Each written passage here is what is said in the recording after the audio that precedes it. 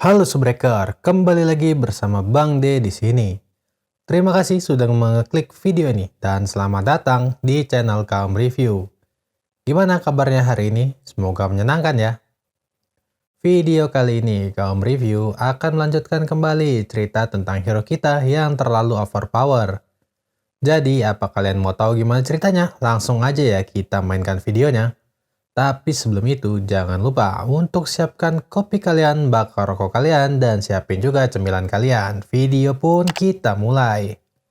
Masuk ke cerita, pelatihan dengan Kak Luna pun dimulai. Pada latihan ini, Jin diminta oleh kakaknya untuk melatih mata pikirannya Jin. Jin pun disuruh untuk memejamkan matanya menurut kakaknya. Bagi seorang yang bergantung pada pedang, memiliki mata pikiran sangatlah penting. Mata pikiran adalah sesuatu yang hanya bisa dicapai oleh kesatria bintang 7. Tapi Jin yang masih seorang kesatria bintang 2, heran kenapa kakaknya mengajarkan kemampuan ini kepadanya. Tapi Jin sudah memutuskan kalau dia harus percaya kepada kakaknya ini.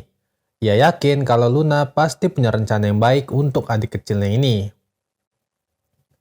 Latihan akhirnya usai. Luna mengizinkan Jin untuk kembali ke tempatnya. Seperti yang diduga, bagi Luna, Jin sudah melebihi ekspektasinya. Jin dapat menunjukkan fokus dan daya tahan yang sulit ditemui Ksatria Bintang 2 pada umumnya. Dengan potensi yang ia miliki, Luna yakin kalau Jin pasti bisa memahami apa yang ia ajarkan hanya dalam beberapa tahun saja. Jin pun kembali ke tempat latihannya di sana. Di sana pun telah berkumpul para pemula dan instruktur mereka seperti akan melakukan suatu tes yang penting. Si instruktur mengatakan kalau latihan kali ini merupakan hari yang sangat penting bagi Jin. Karena Lady Rosa yang merupakan ibunya Jin bilang jika Jin bisa mengalahkan 10 kelas atas, hari ini Jin akan diperbolehkan lanjut kelompok latihan kelas menengah tahun depan. Bagi Jin, itu adalah kabar yang baik. Velop pun terlihat gugup. Seperti biasanya, dia harusnya lebih percaya diri agar dia nggak gagal dan berakhir dikeluarkan dari tempat ini. Sang instruktur mengatakan kalau hari ini mereka kan bertarung 3 kali sembari bergantian pasangan latihan. Pemenang yang menang dalam pertarungan akan berkesempatan menghadapi Jin 1 lawan 1. Latihan pun dimulai. Para kadet saling bertarung satu sama lain. Bagi yang kalah atau gagal, mereka dipersilakan kembali ke bangkunya. Seorang wanita bernama Mesa Amilcano memenangkan pertarungan dan ia mendapatkan privilege untuk bertarung melawan Jin. Kelak di masa depan, Mesa Milagno akan menjadi seorang Guardian Knight Elite klan Rune Candle. Hal ini Jin ketahui dari kehidupan Jin sebelumnya. Mereka pun mulai bertarung. Mesa menyerang Jin duluan dengan pedang kayunya, dan Jin berhasil menangkis serangan itu dengan mudah. Pertarungan pun terus berlanjut. Mesa terus menyerang Jin, dan Jin selalu berhasil menahan serangan itu. Kali ini, Jin berbalik menyerang Mesa. Ia mengayunkan pedang kayunya dengan cepat ke arah gadis itu. Jin yang hanya melakukan serangan-serangan sederhana membuat Mesa heran. Padahal di pertarungan sebelumnya, Jin selalu menggunakan semua tekniknya saat bertarung dengannya. Mesa merasa kelas karena ia berpikir Jin sedang merendahkannya. Karena Jin merasa Mesa tidak akan bisa mengalahkannya hari ini juga. Mesa menjadi sangat bersemangat karena kekesalannya ini. Ia mengerahkan semua kekuatannya untuk mengalahkan Jin. Dan Jin hanya tersenyum dengan santainya menghadapi serangan-serangan yang diarahkan kepadanya. Hiya, Mesa seperti akan melakukan serangan pamungkasnya. Ia mengayunkan pedangnya secara vertikal dan akan menyerang Jin dengan seluruh kekuatan yang ia miliki. Tapi serangan itu berhasil dengan mudahnya Jin tangkis dan membuat pedang kayu Mesa patah dan terlempar ke atas. Haha, semangat doang mah, gak cukup cuy untuk ngalahin MC kita yang overpower ini. Dengan ini pun, Mesa kalah oleh Jin. Pedang Mesa bisa patah dan kalah hanya karena serangan yang sederhana. Karena pada pertarungan itu, Jin hanya melakukan serangan yang terfokus di satu sisi pedangnya Mesa saja. Jadi, dengan kata lain, di pertarungan tadi, Jin hanya menyerang di titik pedang yang sama selama pertarungan itu. Bagi Mesa, secara kekuatan dan stamina, ia tidaklah jauh dari Jin, bahkan mungkin sama. Tapi ia merasa kalau dia tertinggal jauh dalam hal akurasi dan ketekunan. Ya, Jin memang pantas dikatakan sebagai anak dari seorang Rune Kendall. Dengan lantang, Mesa mengatakan kepada Jin kalau ia akan berlatih keras dan pasti akan mengalahkannya suatu hari nanti. Semangat yang bagus ya dek, tapi mau lu latihan sekeras apapun, kayaknya lo nggak bakal bisa ngalahin tuan muda kita yang satu ini. Karena yang lu lihat ini hanyalah sebagian kecil kekuatannya aja. Kalau Jin bisa pakai seluruh kekuatannya, one hit udah kalah dah lu dek. Jin akhirnya berhasil mengalahkan 10 petarung dan memenangkan 10 pertarungan sesuai apa yang diuji oleh ibunya. Dengan ini, Jin akan menerima pelatihan dari Rune Kendall yang sebenarnya. Karena pelatihan dari Rune Kendall yang sebenarnya berada pada tingkat level kelas menengah. Dan sang instruktur memberi selamat kepada Jin. Karena mulai tahun depan ia akan berada di tingkat tersebut. Pelatih mengatakan kalau latihan pagi ini cukup sampai di sini saja. Tapi, Jin meminta waktu sebentar sebelum istirahat untuk melawan satu orang lagi. Siapa yang akan kamu lawan? Tanya sang instruktur. Seketika Jin berteriak dan memanggil seseorang. Orang itu adalah Belop. Hah? Apa? Aku? Belop kaget mengetahui namanya dipanggil dengan keras oleh Jin. Belop gugup dan merasa ia tidak berani untuk melawan Jin. Jin pun menghunuskan pedangnya ke arah Belop, sembari berkata kalau Belop nggak akan bisa bertahan di sini kalau sikapnya masih seperti itu. Jadi, majulah Belop dan lawan aku, kata si Jin.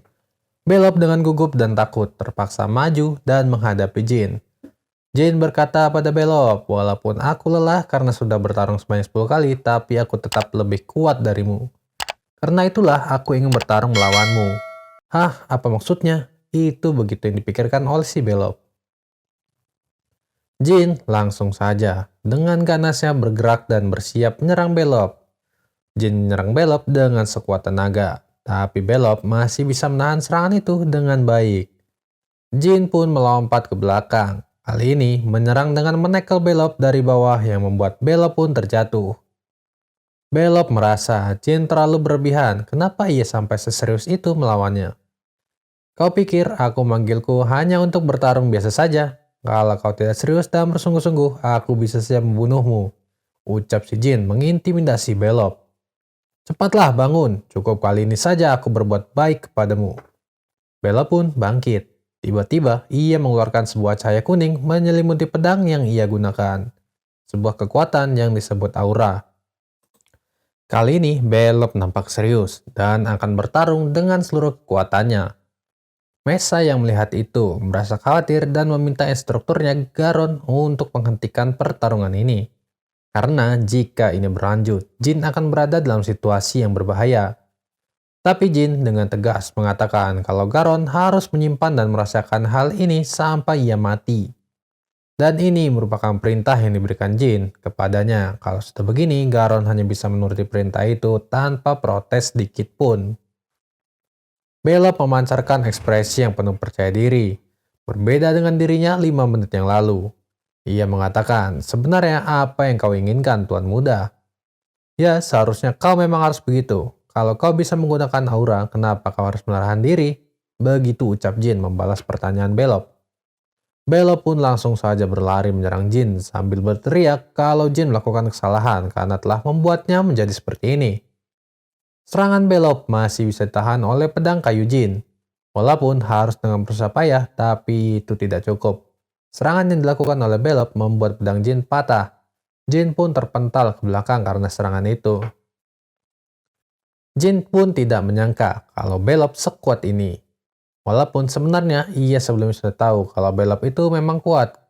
Karena Jin selalu memperhatikan saat Belop bertarung melawan orang lain saat latihan. Setiap kali ia bertarung, Belop selalu berhasil menemukan kemampuan dan strategi yang digunakan oleh lawannya. Tapi karena ia yang kurang percaya diri, dia selalu saja kalah dalam pertarungan itu. Tapi sampai bisa menggunakan aura, Jin tidak menyangka ini. Jin berbalik menyerang Belop. Jin berhasil menyerang tangan Belop yang membuat pedang Belop gunakan terlempar dan lepas dari tangannya.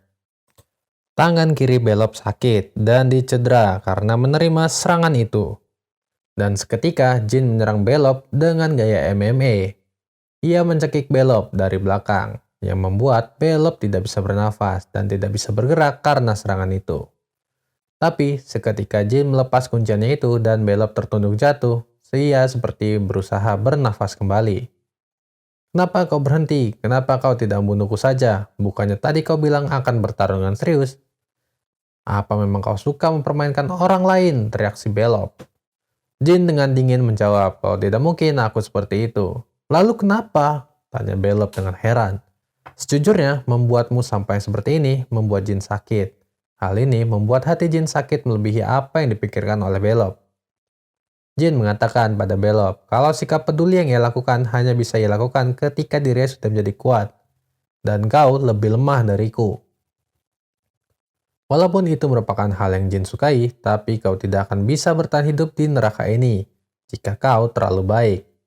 Ucap Jin menasihati Belop. Jadi, tolong jadilah lebih kuat agar kau bisa melindungi kebaikanmu itu, tambah Jin. Semua orang yang berada di tempat itu, termasuk Misa, merasa tersentuh dengan apa yang dikatakan oleh Jin kepada Belop. Sungguh nasihat yang baik ya. Memang benar kalau kita terlalu baik tapi kita itu lemah, maka kita akan berakhir menjadi orang yang akan dimanfaatkan oleh orang lain. Tapi Subbreaker, tetap menjadi orang baik ya semuanya. Walaupun lemah karena orang baik di negara ini jumlahnya hanya sedikit sekarang ini. Sambil memegang pundak Belop, Jin pun meminta maaf karena ia baru saja melakukan sesuatu yang jahat kepadanya. Mendengar hal itu, Belop hanya bisa menangis terharu dengan apa yang sebenarnya dilakukan oleh Jin kepadanya. Para neni membawakan makanan untuk para kadet, karena sekarang memang sudah memasuki waktu istirahat dan makan siang. Belop meminta Jin untuk makan duluan saja. "Baiklah, aku akan sekalian membawakan makanan untukmu juga," jawab Jin dengan penuh senyuman. Cerita pun berlanjut. Buat kalian yang belum subscribe, jangan lupa untuk subscribe. Kalau nggak kita lanjutin nih. Tapi bohong ding. Tetap kita lanjutin. Buat kalian yang belum subscribe, jangan lupa untuk subscribe dan like ya video ini. Dan tonton sampai habis biar tahu cerita serunya. Oke, kita lanjut lagi. Cerita dimulai lagi di ruangan Lord Patriarch berada. Ia sedang menerima suatu laporan tentang Jin dari seorang guardian naik bernama Khan. Khan melaporkan apa yang terjadi pada camp latihan Jin sebelumnya. Sairon yang mendengar laporan itu seketika langsung tertawa dengan kerasnya. Dia mengerti tujuan apa yang benar yang ingin dicapai oleh Jin dengan melakukan hal itu. Lalu Sairon Rukendel, sang patriark pun tersenyum. Sembari berkata kalau ia akan memberikan Jin sebuah misi yang akan menjadi misi pertamanya sebagai seorang ksatria Rukendel. Alur cerita pun kembali berpindah di sudut pandang MC utama kita, yaitu Jin Rukendel. Saat ini, pada bulan Januari tahun 1975, Jin naik tingkat menjadi ksatria bintang 3 di umur 15 tahun. Di liburan pertama para kadet, ada yang pulang ke rumahnya, tapi ada juga yang memilih tetap di area pelatihan untuk berlatih sendiri. Bagi Jin yang sudah berada di kelas menengah, ia sekarang harus berlatih menggunakan pedang asli, bukan lagi sebuah pedang kayu seperti sebelumnya. Karena itu, Jin juga harus segera mencari suatu pedang yang menurutnya cocok baginya di gudang senjata yang dimiliki Rukendel. Kak Luna meminta pada Jin untuk menyerahkan urusan pemilihan pedang kepada dirinya. Jadi kakaknya ini pengen dia yang milihin pedangnya untuk adiknya ini. Jin pun terpaksa mengiyakan hal itu karena kakaknya ini benar-benar mohon dan memaksa. Kalau harus dia yang milih pedang untuk si Jin. Sungguh kakak yang sangat sayang sekali ya ke adiknya. Kayaknya menyenangkan ya kak punya kakak perempuan sebaik Luna ini.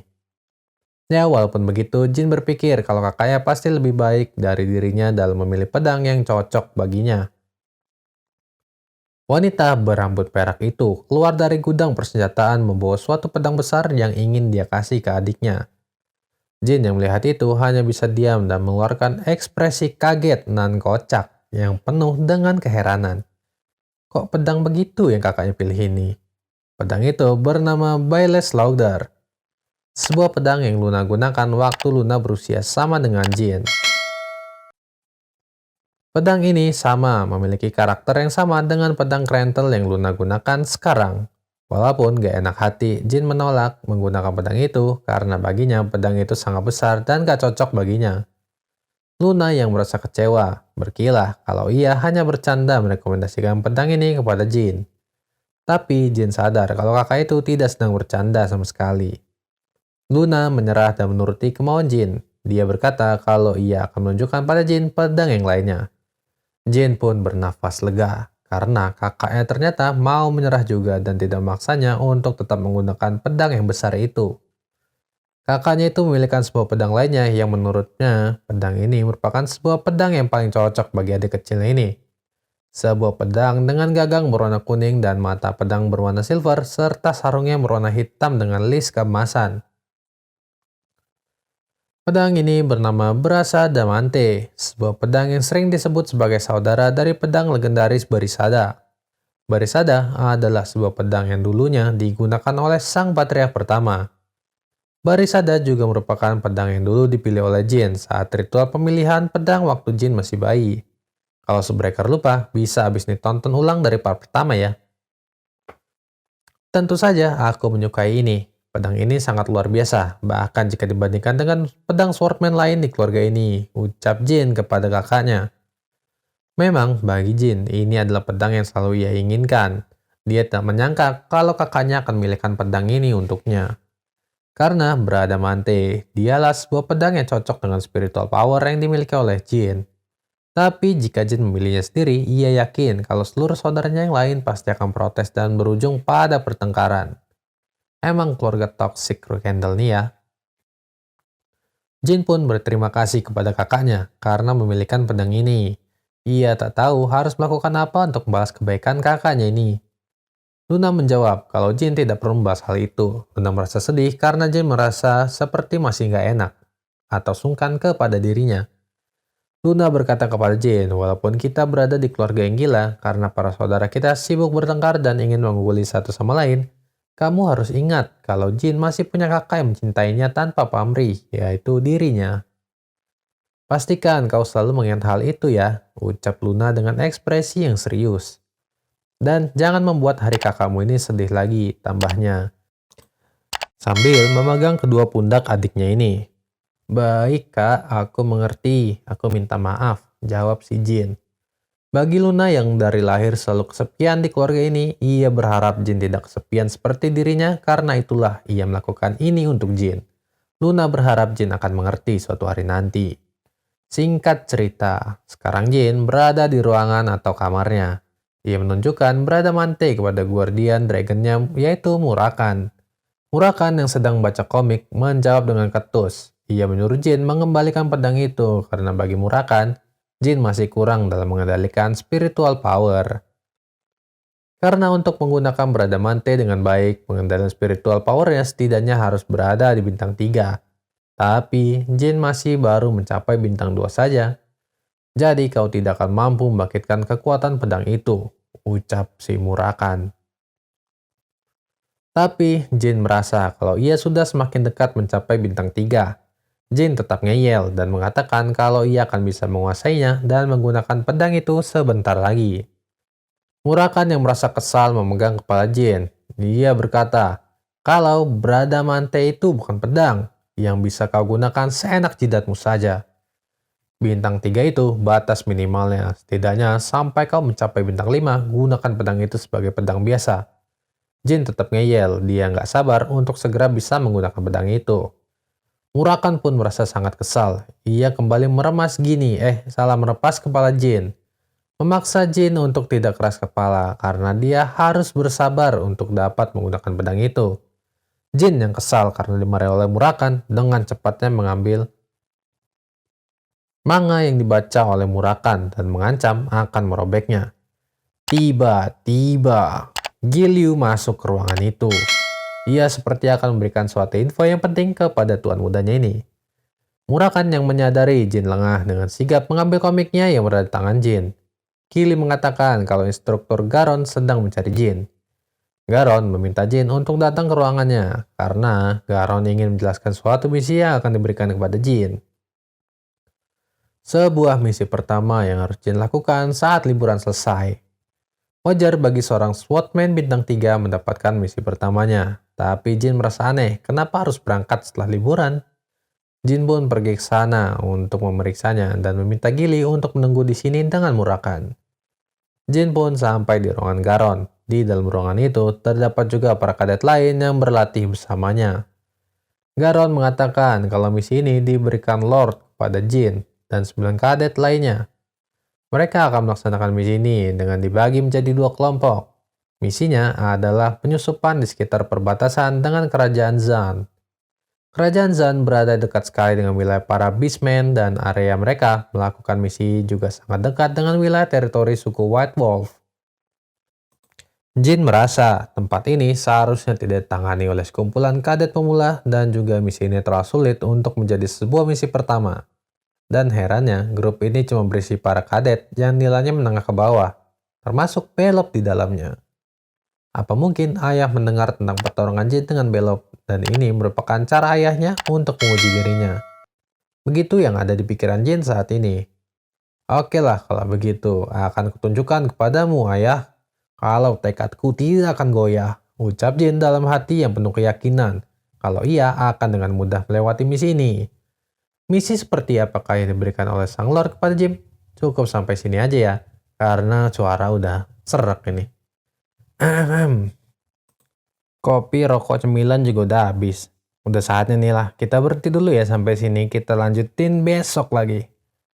Gimana, setuju nggak? Setuju lah harusnya ya. Oke deh, sampai ketemu lagi di video kita berikutnya. Jika kalian punya rekomendasi manhwa, manga, atau komik-komik lainnya, kalian bisa request aja di kolom komentar ya, karena mungkin akan kita pilih dan kita coba bacain ceritanya dan bikin alurnya.